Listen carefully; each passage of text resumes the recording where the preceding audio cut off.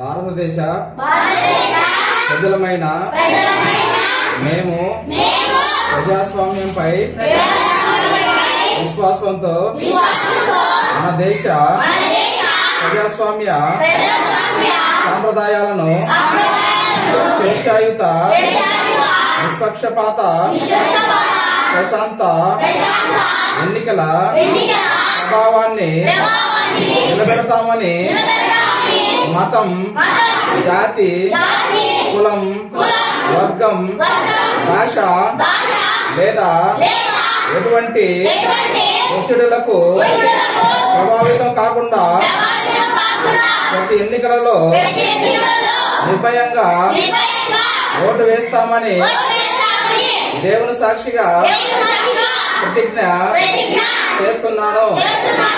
ఎవరి సాక్షిగా? దేవుని సాక్షిగా. Okay, thank you.